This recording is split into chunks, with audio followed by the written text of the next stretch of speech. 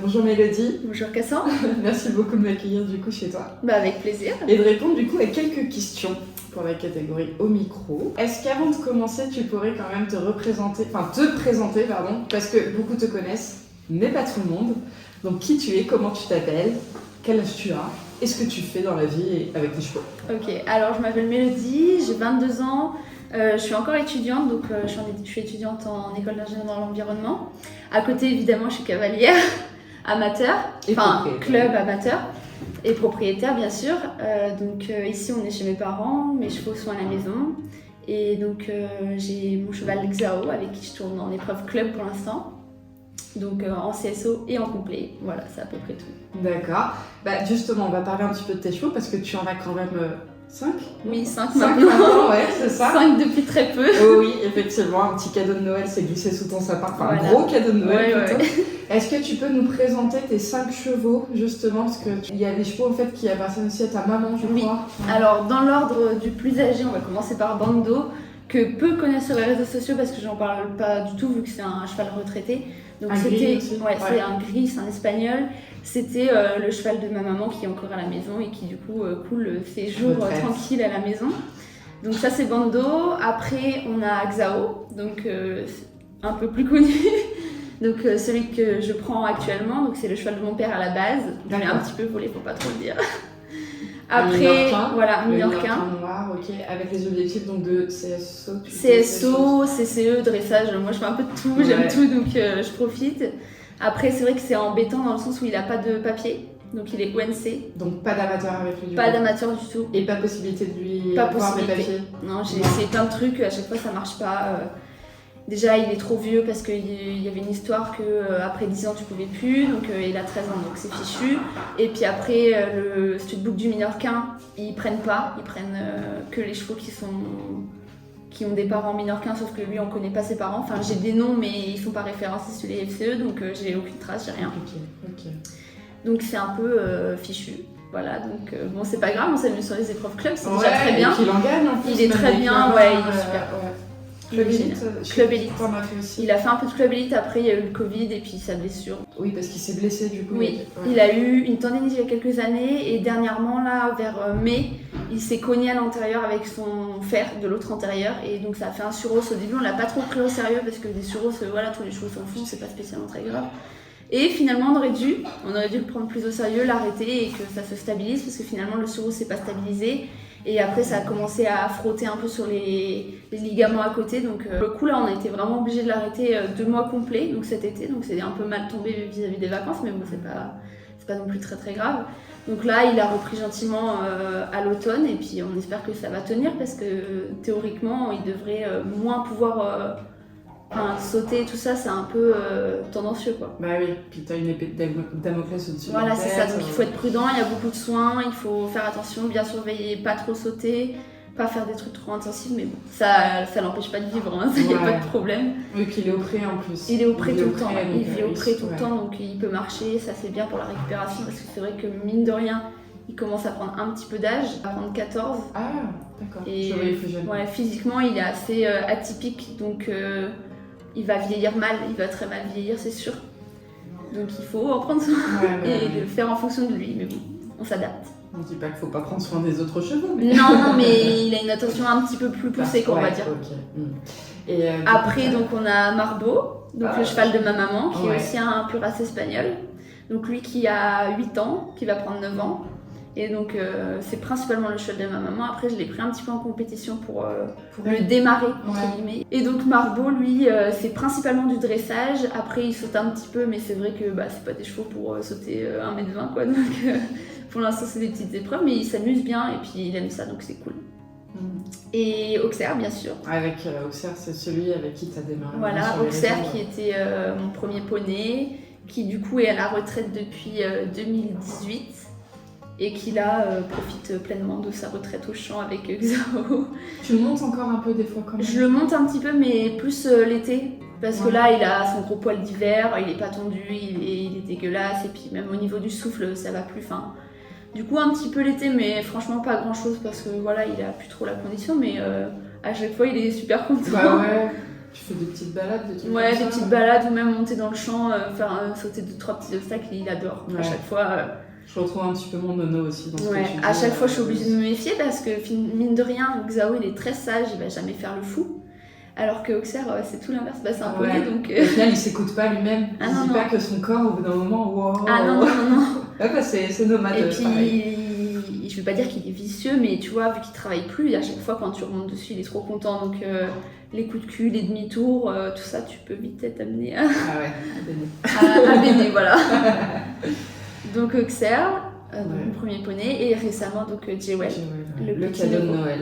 Oui. Voilà. Et lui, pour le coup, plus cheval de sport que. À lui, cheval de sport à fond, là, Ouais, vraiment. ouais. Je vais pas dire que. Enfin, Xao, il a pas de papier, tout ça, c'est vrai que ça m'a beaucoup gênée. Enfin, du coup, on était limité. Et puis, même physiquement, il est très très atypique. Donc, lui aussi, dans ses épreuves, il a été limité. Donc, là, je voulais vraiment partir sur un cheval de concours. J'ai 22 ans. Donc, je finis bientôt mes études. Et c'est vrai que j'aimerais beaucoup pouvoir tourner sur le circuit amateur. Faire des belles épreuves. J'irai jamais faire des épreuves pro ni rien. Mais tu vois, vraiment m'amuser. Ouais. Avoir un cheval sur qui je suis sûre Voilà. que physiquement, il est fait pour ça. Et qu'il va pas avoir de problème. Ouais, tu sais pas où tu iras, mais du moins t'as pas les freins que t'as pu avoir avec Exactement. Xao, par exemple. Exactement. Ouais, ok. Alors tu disais tout à l'heure que tu as la chance d'avoir tes chevaux chez toi parce que là actuellement tu vis effectivement chez tes parents. Tes deux parents sont cavaliers. Enfin, t'as parlé de ta maman, Oui. mais ton papa. Alors, mon papa était pas cavalier à la base. Et forcément, en rencontrant ma maman qui l'était, il est devenu un petit peu cavalier. Alors, il a monté un petit peu. Mais il fait principalement de la balade, il travaille pas sur des cours, il fait C'est pas son loisir. Voilà, c'est ça, ouais. juste de la balade. Ok, d'accord. Mais il monte un petit peu quand même. Ouais. Et du coup, j'imagine ça doit t'aider parce que tu parlais justement que tu avais fait des études. Là, dernièrement, t'étais sur Rennes.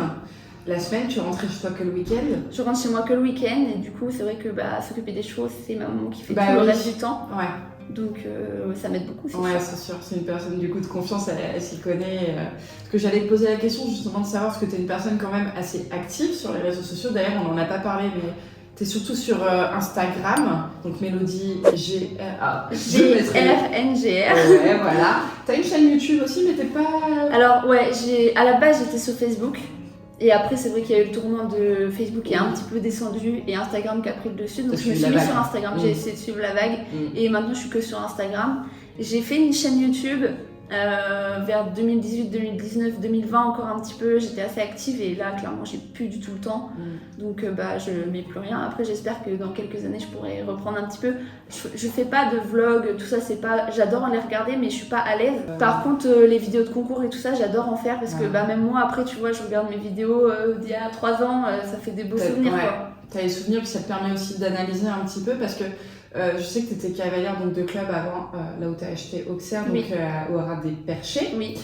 Où tu continues de temps en temps de prendre un peu des cours, mais tu es quand même cavalière à la maison. T'as personne qui vient te coacher ici ou non. Si t'as... Ouais. Non. Okay. En fait, voilà, effectivement, au début, je montais beaucoup au Haras des Perchés, 2-3 fois par semaine. Après, on a acheté Auxerre, donc il est arrivé à la maison. Donc j'y allais un petit peu moins, je devais y aller le mercredi et le samedi. Enfin, c'était encore déjà pas mal. Oui, c'est sûr. Et après, le lycée, la prépa, l'école d'ingénieur, du coup, je rentre que le week-end. Donc j'ai essayé pendant un temps de garder un cours tous les samedis. Et c'est vrai que plus ça va, plus ça s'espace. Après, là, cette année, je vais partir en Erasmus. Après, je sais pas ce que je vais faire. Donc j'irai sûrement un petit peu moins, mais j'essaye de garder des cours régulièrement. Mais c'est vrai que sinon, à 90% du temps, je monte toute seule à la maison. Ouais, ok.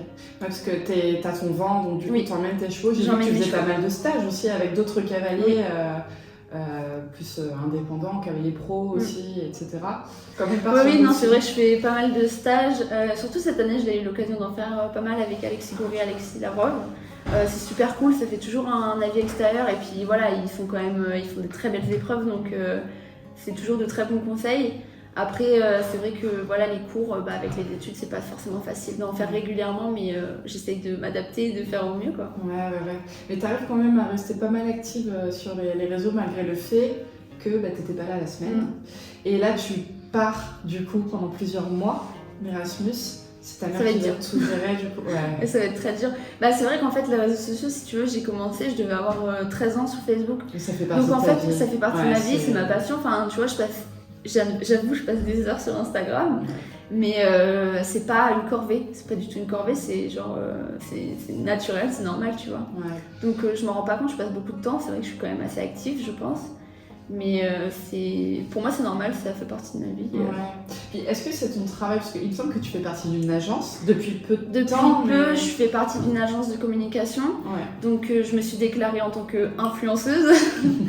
Et du coup, ça me permet de faire des collaborations rémunérées, ce qui n'était pas le cas avant. Là, on est chez tes parents, tu me dis si la question te gêne, mais tu les aides quand même pour tes chevaux ou est-ce que c'est eux qui payent tout? Alors, principalement ceux qui payent tout.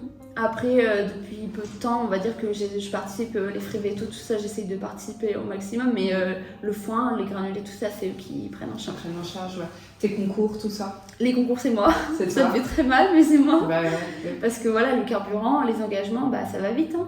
Ça va très très vite. Ouais, puis t'es quand même adepte des voyages, enfin, je veux dire, tous les week-ends, enfin pas tous les week-ends, mais t'as des concours, ou alors t'as des shootings photos. Oui. T'as aussi le hors strip 2020, on va en parler justement juste après, mais c'est vrai que t'es souvent partie effectivement, tes chevaux. Ça fait une belle somme à la fin du mois. Hein. Ouais, c'est clair, c'est sûr, mais en même temps c'est sans regret parce que c'est vrai que tu vis beaucoup de choses grâce à tes chevaux et avec tes chevaux. Ah bah c'est totalement sans regret, c'est sûr. Ouais. Et du coup, après tes études, est-ce que tu aimerais t'orienter dans quelque chose en lien avec les chevaux? Pas du tout? Pas du tout. Enfin, je dis pas du tout. Entre guillemets, j'aimerais bien être ingénieur dans l'environnement, spécialisé un peu dans la biodiversité, tout ça, donc intégrer, je sais pas, un espace naturel, une réserve ou quelque chose comme ça. Après, à côté, évidemment, mon rêve, ce serait d'avoir ma maison, mon infrastructure, et je pense quand même un peu dans ma tête à éventuellement ouvrir une écurie de propriétaire. D'accord. Enfin, une petite structure. Vraiment quelque chose en complément, déjà pour pouvoir entre guillemets financer la carrière, tout ça. Parce qu'en tant que particulier, ça coûte quand même super cher. Donc je me dis, quitte à avoir des champs, des prêts, tout ça, autant avoir 3-4 chevaux de propriétaire en plus pour financer un peu l'entretien quotidien, quoi. Donc ça, ce serait un peu mon rêve. Je te le souhaite. C'est gentil. Alors, on parlait justement du fait que tu étais quand même souvent partie en vadrouille, etc. Je me rappelle qu'en 2020, tu as sorti le hors strip avec Cassandra. Alors là, j'imagine qu'il y a quand même une sacrée organisation derrière tout ça parce que vous avez été suivi par une équipe de tournage. J'imagine qu'il a fallu peut-être trouver des sponsors parce que ça représentait quand même un budget, j'imagine. Trouver également des lieux pour vous accueillir les chevaux. Il y avait des vidéos qui étaient mises sur les réseaux sociaux, sur YouTube aussi également. Est-ce que tu peux nous en parler un petit peu? Parce que ça, je pense, vendu du rêve un peu à tout le monde. J'imagine que beaucoup de personnes voulaient prendre ta place. Tu peux nous parler des coulisses? Alors les coulisses, c'était le plus gros projet de ma vie actuellement, c'est sûr. On a eu l'idée avec Cassandra de faire des vacances à la base. Donc ça, c'était l'idée en janvier 2020. Et après, au fur et à mesure, on s'est dit, mais ça va nous coûter super cher, comment on va faire? Enfin, tu vois, on n'a pas les moyens, clairement. Oui, parce que vous aviez l'idée de faire le circuit, non, au début, on n'avait pas l'idée de faire un road trip. On voulait aller en vacances à la mer, des endroits comme ça.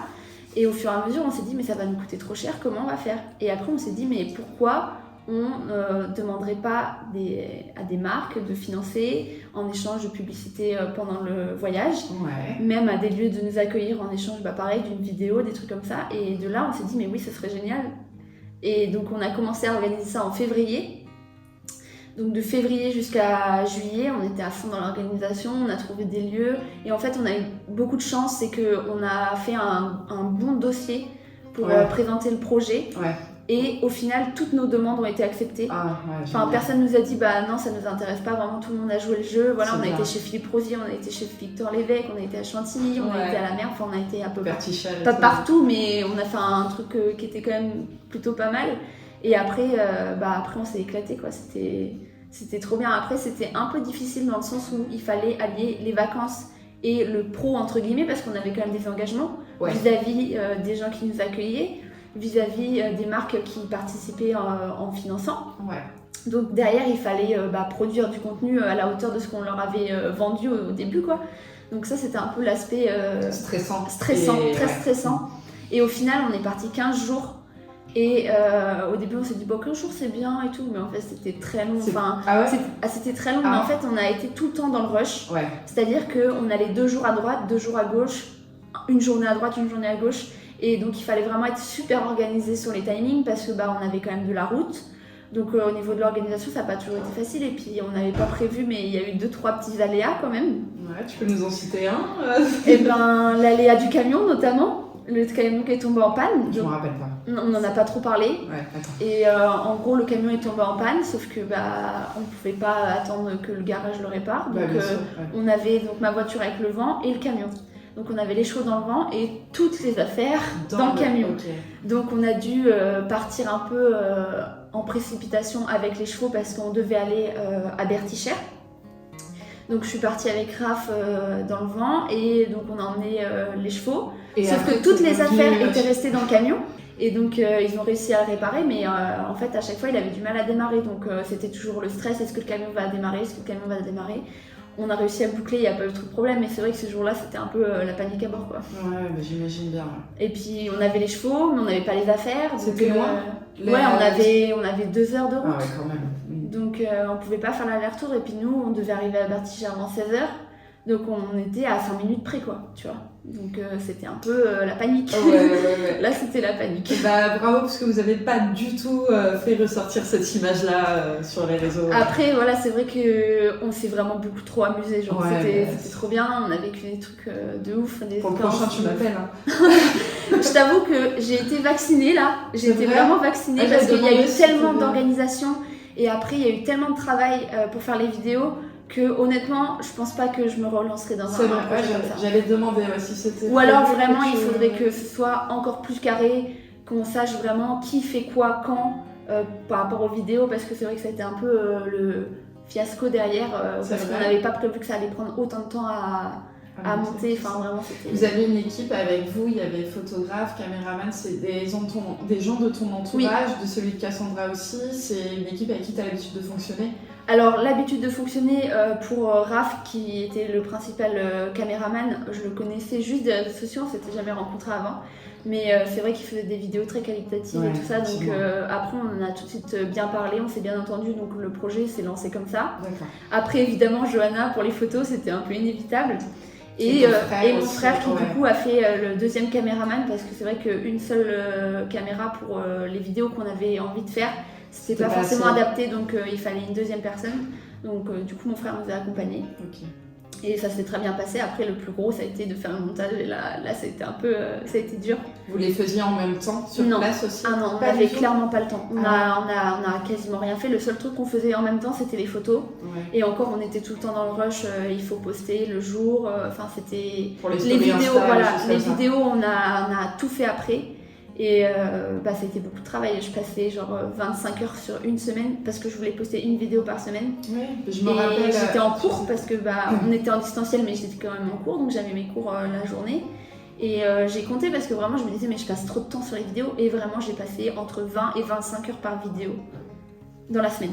Je faisais que ça. Genre, quand j'ai eu fini, j'ai dit plus jamais je fais ça de ma vie. Le rendu est là, quoi. Le rendu, il est. T'étais fière de. Les vidéos, il y en a, je sais pas, moi je les adore, elles sont trop belles. Magnifiques. Je l'ai regardé encore hier soir avant de venir et. Ça fait des souvenirs de. Tu as vendu du rêve. Tu as vendu du rêve. Tu as vécu des bons moments, Cassandra aussi. Je pense que ton équipe t'a accompagnée également au final.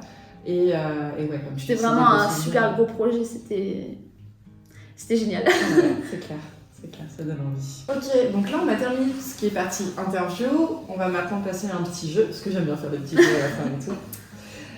On va faire un this or that, je pense que tu sais ce que c'est, et tu devras donc répondre lequel tu préfères, mais expliquer très brièvement aussi pourquoi tu préfères. D'accord. Ok, alors c'est parti. Tu préfères les robes noires ou grises? Attention, qui tu vas vexer là? Ah ouais. En vrai non, je préfère les robes noires. D'accord. Mais... Qui deviennent grises? Non. Non, je préfère les robes noires, mais c'est vrai que pour l'aspect photo, tout ça, je sais que c'est une galère. C'est vrai. C'est une grosse galère, les contre-jours. Un gris, c'est très pratique.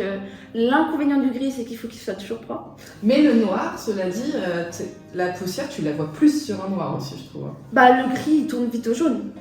Ouais. Le noir, c'est quand même pratique. Je vois là, avec Jewel, l'objectif, ça va être de l'habituer avec l'aspirateur. C'est un peu ce que j'ai fait avec Zao.